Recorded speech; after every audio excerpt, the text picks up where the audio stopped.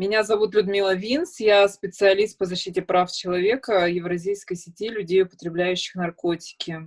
Сама я живу в городе Екатеринбурге. В Екатеринбурге я с 2007 года также занимаюсь защитой прав людей, употребляющих наркотики.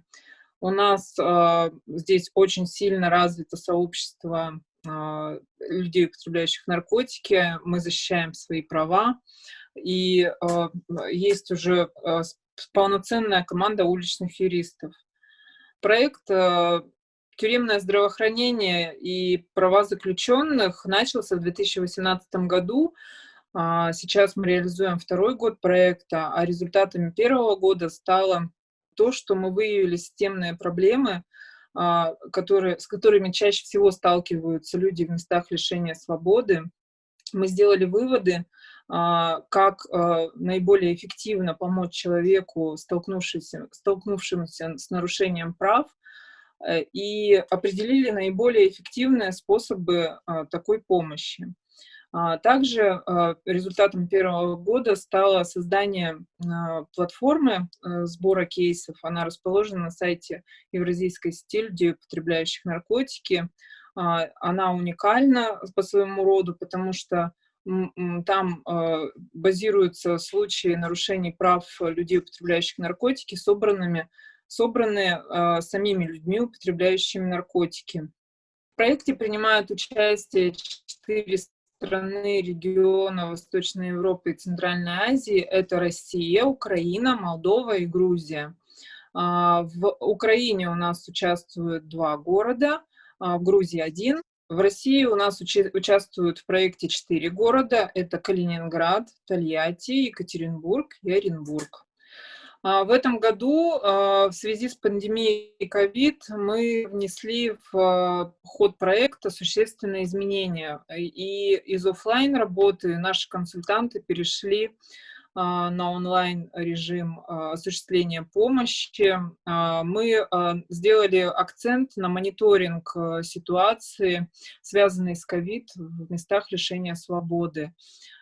Также у нас был расширен число самих уличных юристов. Мы ввели новшество, такое как менторинговая поддержка. Консультанты, которые зарекомендовали себя профессионалами уже в защите прав человека, они оказывают поддержку профессиональную уже.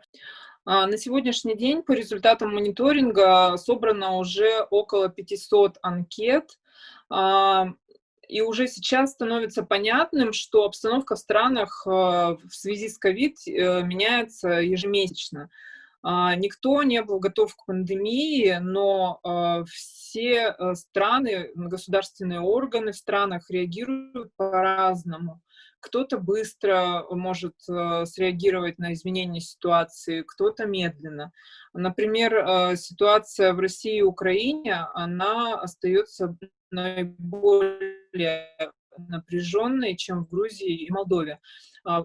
Если говорить о Грузии, то в Грузии проблемы ковид в тюрьмах практически вообще не было, но там, к сожалению, были случаи, связанные с нарушением прав в связи с ограничительными мероприятиями в связи с ковид.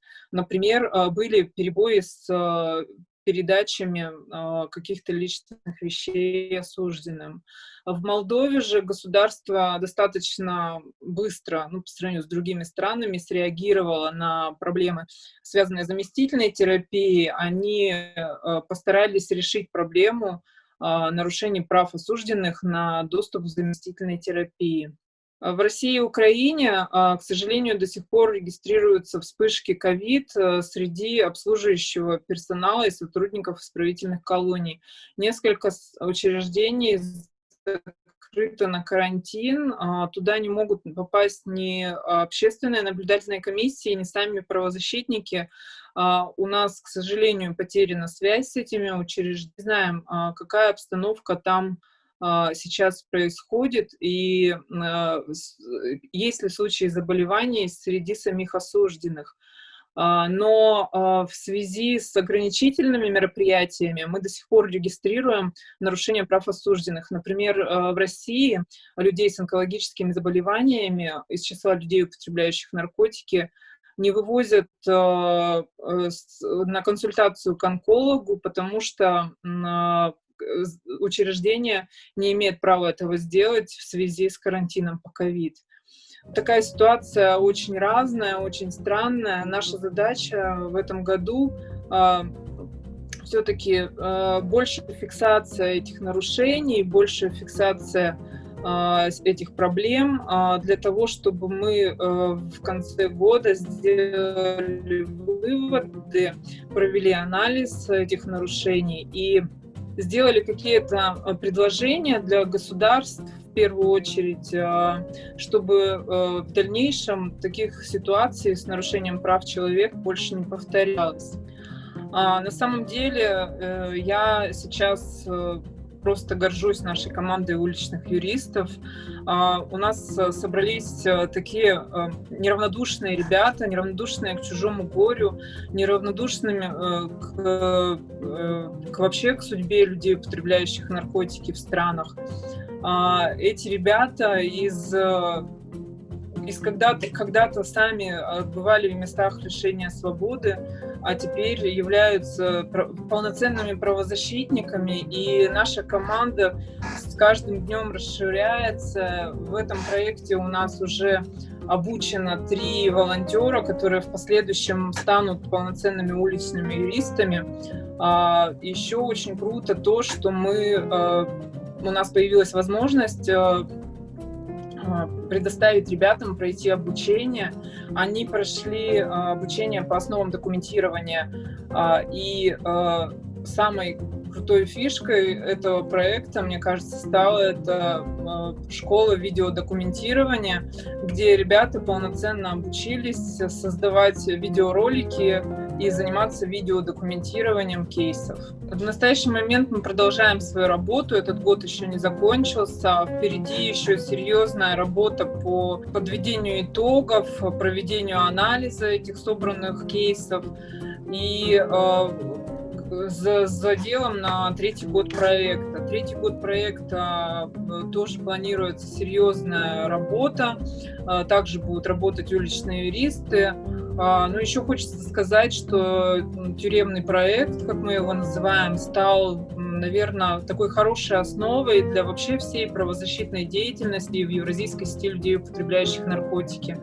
Благодаря ему наша команда уличных юристов постоянно расширяется, и мы планируем привлекать уличных юристов из других стран к защите прав человека, не только в области нарушений прав на медицинскую помощь, но и в других сферах.